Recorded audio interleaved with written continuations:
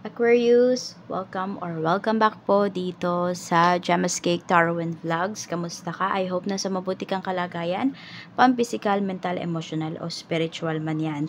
Ang video po natin na ito ay para lamang sa mga may malalawak na kaisipan, kaya kung hindi po kayo makaresonate, try nyong panoorin yung inyong other signs, Moon, Rising, and Venus.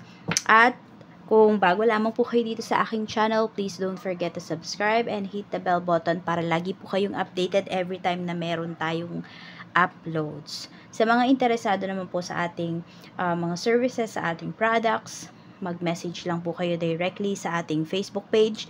Nandiyan po sa comment section ang link. Nakapin po yan. Diyan lang po kayo mag-message. Either sa Facebook page natin or sa email.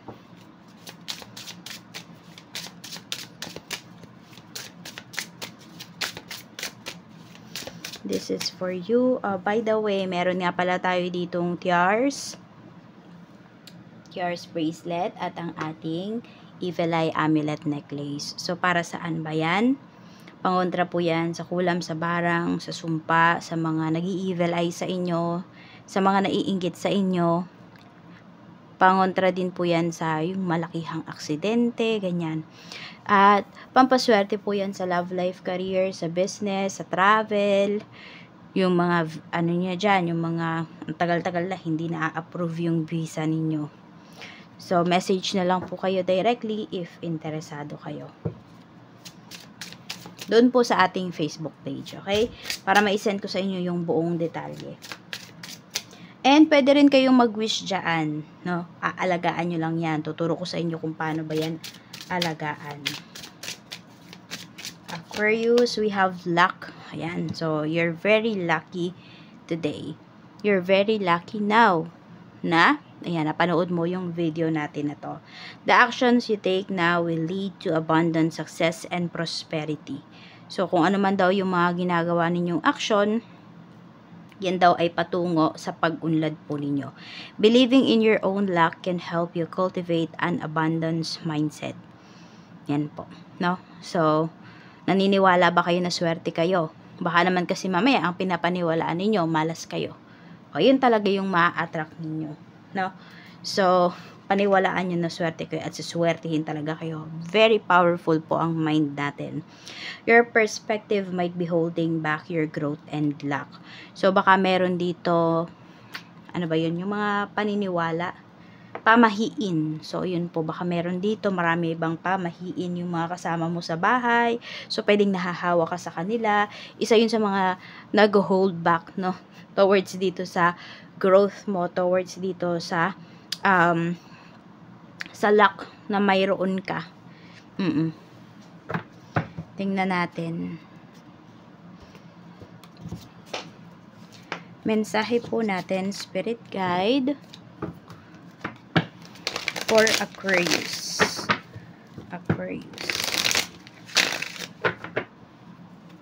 We have 9 of Swords. Meron kayong mga ina-anticipate dito. Actually, medyo pressured po, no? Yung karamihan sa inyo ngayon. Meron ba kayong mga goals or may mga tina-target kayo na mga numbers? Okay, ngayon, so doon kayo na nape-pressure. Meron din dito, nakikita ko na merong gumagawa sa inyo. So, hindi kayo mapakali. Kahit di naman na kayo matutulog, ganyan. Basta parang hindi kayo mapakali. Medyo mabigat po yung inyong katawan. Tapos, punong-puno kayo ng iniisip. Kahit na ang ganda naman ng mga nangyayari sa life mo. So, meron ditong naiinggit sa'yo. Ayan. So, yung iba po sa inyo na hindi pa talaga kayo totally successful. Pero ang dami nang humihila sa inyo pababa. Tignan natin, pagdating sa kaperahan, we have Ace of Cups. We have King of Swords. At meron tayong 6 of Pentacles. So, mayroon offer dito mula sa isang lalaki. Pwedeng ito po ay makatulong sa'yo. Pwedeng ito ay asawa mo. Or pwedeng nga na ikaw to. Ayan. Maybe some of you are offering some help towards other people. So, pwedeng kayo na mismo. Meron naman dito. Sabihin natin, kayo na yung nakakapag-share talaga ng mga blessings sa ibang tao. Yun lang, sinasabi kasi dito, be wise. Kasi meron ditong mga tao na, di ba, hanggat may makukuha talaga sila sa'yo, kukuhanin nila yon. So, dapat meron ka pa ring mga tinatago, meron ka pa ring mga pinapreserve para sa sarili mo. Yun yung sinasabi rito. So, yun. Yun yung nakikita ko rito pagdating sa kaperahan. So, maybe meron kang mga ideas na na-share towards other people. Pagdating sa mga bagay-bagay, yun nga na pwedeng pagkakitaan. So, ngayon pinagkakakitaan na yun ng mga tao na sharean mo ng mga ideas mo. Pero pwedeng hindi pa sila kontento. Maaring still kinakausap ka pa rin nila. So, maglagay ka ng boundaries dito. Ayun, meron din sa paligid mo na kinukuha yung swerte mo. May ganyan. Oo. So, ang nakikita ko kasi dito, Aquarius, yung mga sinasamahan mo, nagiging swerte talaga sila. So, kailangan maglagay ka ng, ng boundaries kasi karamihan ng mga nakakasama mo, lalong-lalo na sa pagkita ng pera, is, mga energy vampire or psychic vampires. Yun yung pinapakita rito. Kaya mag-iingat kayo. Tingnan natin yung career. Okay, yung kaperahan nyo, yun lang talaga, mag-preserve kayo. 'Di ba? Mag-reserve kayo para sa sarili ninyo. Huwag nyong lalahatin yung ideas, ibibigay niyo towards other people. We have 5 of Pentacles. Tapos, meron tayo ditong strength. Meron ba nagbabalak ditong umalis sa trabaho? So, mukhang may pumipigil po sa'yo rito. Pipigilan ka kung ikaw man ay nagbabalak na umalis dito sa work. 6 of Wands. Pwede nga kung kailan ka decided na mag-resign, umalis dito sa current job mo, tsaka ka o-offeran ng magandang salary, magandang position. But it's up to you na lang kung tatanggapin mo ba to. So, pwedeng ito na yung luck na sinasabi sa'yo, no? So, parang ito na yung perfect timing. Tingnan natin, pagdating naman sa business, we have Death card. Meron tayo ditong the Moon. And meron tayo ditong Ace of Wands. Pagdating to sa negosyo. So, may mga pagbabago. Ito din yun yung parang kailangan may itago ka.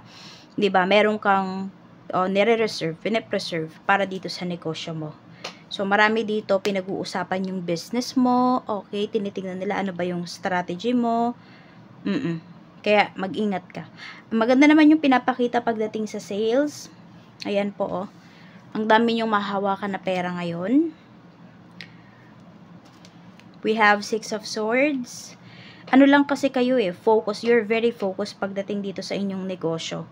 Tapos may mga travel din akong nakikita rito actually. Ayan, pwedeng malalayuan na yung mga katransak po ninyo. Meron dito pwedeng makakabili kayo ng sasakyan because of your business. Kasi kailangan talaga. Okay? O basta mamumuhunan din yung iba sa inyo para sa sasakyan. So, mas lalawak po yung inyong market. Makapag-deliver na kayo, ganyan. Check natin ano pa yung mensahe pagdating naman sa love life. Ayan.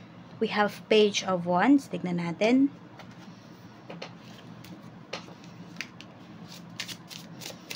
Love life po ni Aquarius.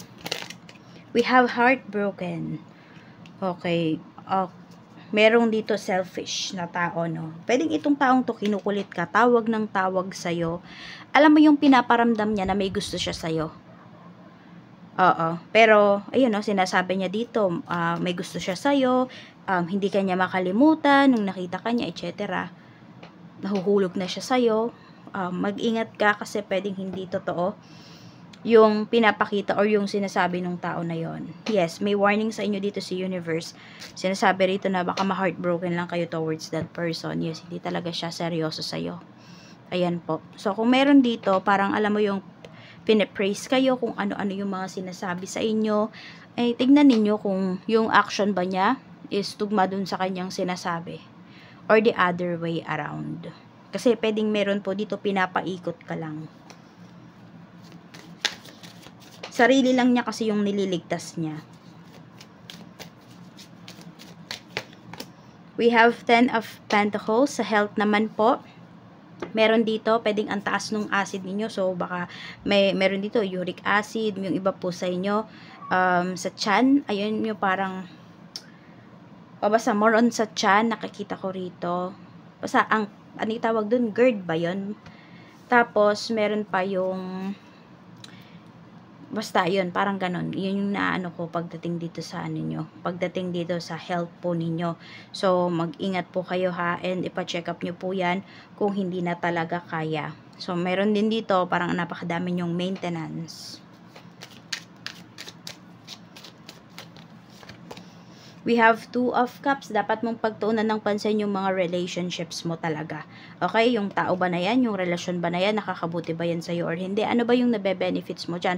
Or baka naman yung tao na yun, yun lang lagi yung nagbe-benefit pagdating dito sa connection ninyo. Tignan mo po yun. Kasi baka akala mo nagbe-benefit kayo towards sa connection na yun. Pero hindi pala. Doesn't matter kung ito ay kaibigan mo, katrabaho mo, family members, relatives, or your person, or you know, romantic relationship mo yan. We have the devil. Ayan, dapat mong iwasan talaga yung mga tao na toxic. Ayan po. Kasi nga, sabi ko nga sa'yo, diba, meron dyan, meron kang mga nakakausap. Ito din yun, actually, magkadugtong lang tong ano mo, no? Is, iwasan mo kapag nakikita mo na, you know, meron lang gustong makuha sa'yo, yun, mag-iingat ka. At saka sabi ko nga, may mga energy vampire, psychic vampire na umaalikid-alikid sa'yo. Mag-iingat ka, Aquarius. You know, marami silang, alam mo sa sarili mo na marami silang makukuhang ideas, makukuhang suwerte sa'yo. So, mag-wish ka na pagdating sa iyong kaperahan. 3 wishes lang po, Aquarius. Simulan mo na.